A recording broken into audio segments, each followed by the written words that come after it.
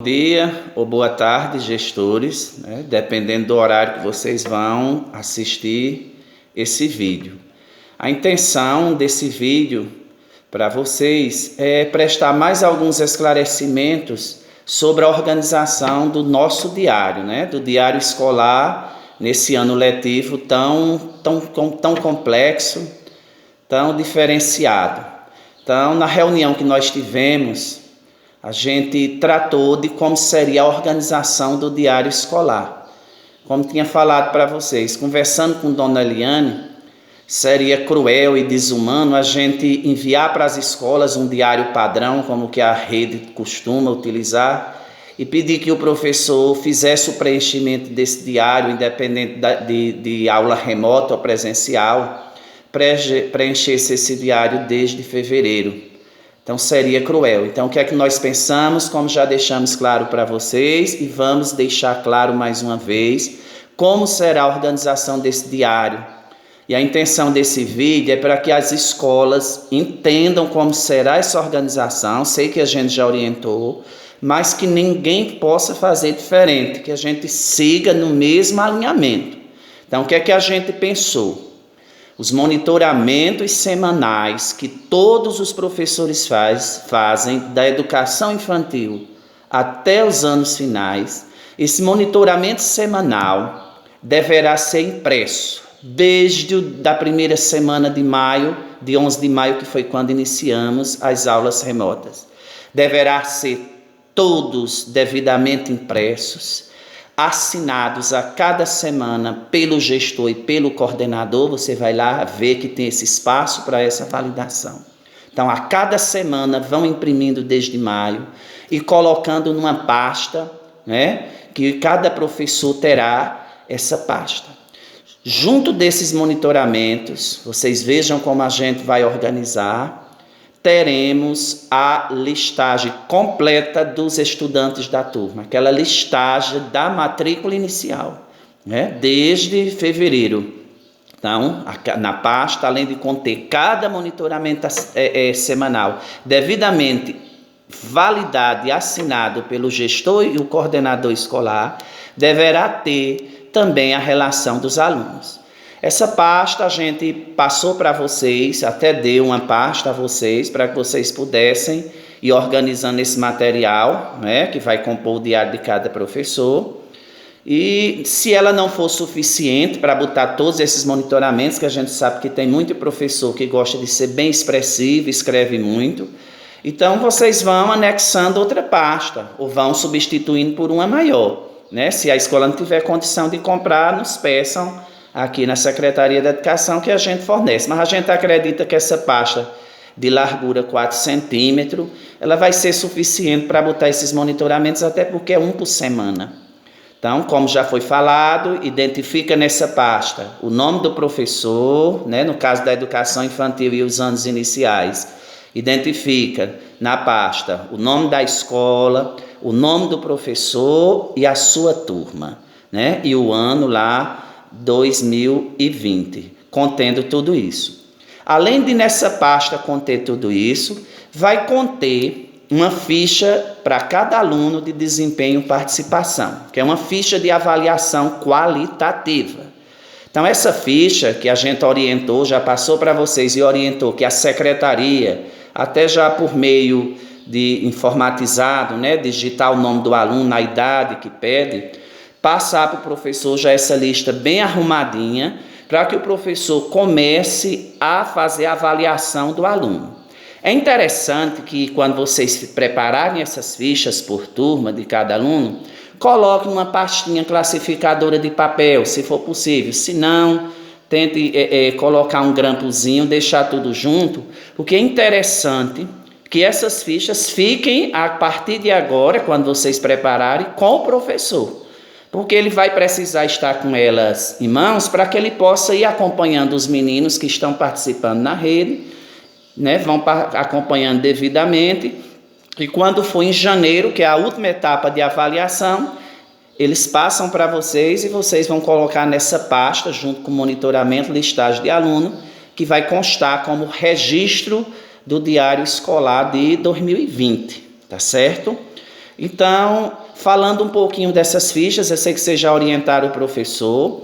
Vai ter professor que vai dizer assim, mas essa ficha é muito resumida, né? Eu faço muita coisa, faço muito mais coisa além do que está aqui, é resumido demais. Então você vai dizer, ótimo professor, não tem problema.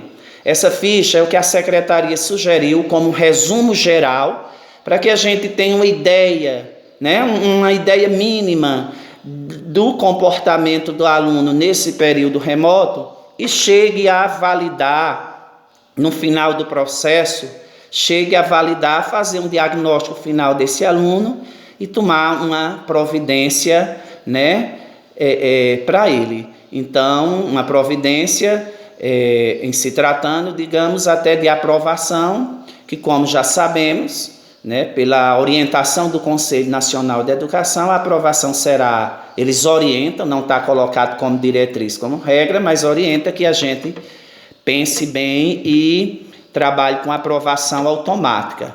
Mas, em todo caso, essa ficha vai nos dar margem, vai nos dar suporte para que a gente possa cobrar mais do aluno, cobrar mais da família, para que os que estão nas redes participem, mesmo que não ativamente, mas estejam fazendo alguma atividade que o professor passa, né? Então, a forma da gente cobrar do pai dele, você tem que estar fazendo essa atividade, para que a gente possa ter um diagnóstico seu no final do processo e validar a sua aprovação. Então, vai ser mais um subsídio, mais um recurso que vocês terão para fazer uma cobrancinha ao pai. Não é fácil, né? A gente sabe disso, mas é uma forma da gente chegar junto ao pai e dizer, a gente precisa traçar aqui um perfil da participação do seu filho, já que ele tem acesso à internet, tem celular, estava nos grupos.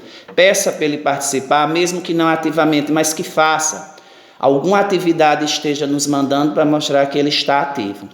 Então, falando um pouco dessas fichas, no geral elas estão divididas em 3 etapas, como a gente já falou. Uma primeira etapa de aula presencial, que foi 1 mês e 5 dias. Nessa primeira etapa, a gente deixou um campo para que o professor descreva o que ele foi possível perceber do estudante no início das aulas em 2020. Né? Então, a gente sabe que aquele professor que planeja, aquele professor que, de fato, fez um projeto de alinhamento, de nivelamento, que a gente pede nas primeiras semanas de aula, que fez alguns diagnósticos, ele vai saber escrever alguma coisa nesse quadro, né? Ele só não vai saber se realmente ele deu uma aula de sapeco, 1 mês e 5 dias de sapeco. Mas a gente sabe que o nosso professor, graças a Deus, na rede municipal, ele não tem esse perfil e tem provado que o perfil é bem diferente, né? Tá aí a gente vendo aulas maravilhosas. Então, com certeza, nenhum professor vai sentir dificuldade de escrever alguma coisa sobre o desempenho do menino, o perfil inicial dele nessas primeiras semanas de aula presenciais. Alguma coisinha ele vai escrever sobre o desempenho e o desenvolvimento dele. Os 2 campos seguintes de aula remota são divididos em 2 etapas, de 4 meses. A primeira etapa de 4 meses, de 11 de maio a 11 de setembro, e a segunda etapa de 12 de setembro a uma data X de janeiro, que a secretaria depois senta e vai analisar e passar para as escolas, até quando a gente consegue,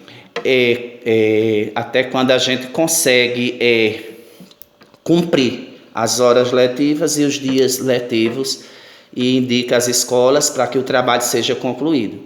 Essas fichas, elas têm o mesmo padrão, mas são bem diferenciadas para cada etapa. Na educação infantil, tem muitas perguntas em comuns, mas na educação infantil a gente puxa muito para a questão dos direitos de aprendizagem, ser direitos de aprendizagem, que o professor vai ver se foi possível ele acompanhar, observar isso na criança, nas atividades que ele chegou a passar ou chega a passar para as crianças. Não tem uma atividade na educação infantil que seja planejada ou proposta que elas não mirem um desses direitos de aprendizagem. Por mais que o professor trabalhe atividades mais tradicionais, né, mais conservadoras, mas elas vão apontar para algum direito de aprendizagem desse e o professor vai saber avaliar. No final, sempre tem um traçado para que o professor descreva o perfil diante das perguntas que ele respondeu. Nos anos iniciais, o diferencial é a gente procura avaliar alguns pontos importantes no ensino fundamental a respeito em língua portuguesa e matemática. Então, em língua portuguesa, a gente busca avaliar aquilo que é possível, né, de um trabalho remoto, dentro de escrita, leitura e oralidade. Então, dentro de escrita, a gente pede que o professor observe se o aluno avançou ou não na apropriação do sistema de escrita, se foi possível observar isso, se foi avanço. Outro ponto em leitura é sobre a fluência leitora, porque esse trabalho remoto ele é bem propício para que esse trabalho de fato seja acompanhado, né? A questão do menino ler e o professor acompanhar, então remotamente os recursos tecnológicos ajudam muito o professor a observar essa parte da fluência leitora, então a gente explica cada etapa. E dentro de expressividade, com vídeos que os alunos chegam a gravar, como é que isso está acontecendo. E em matemática, a questão de compreensão e aplicação dos números, que é básico para primeiro e quinto ano.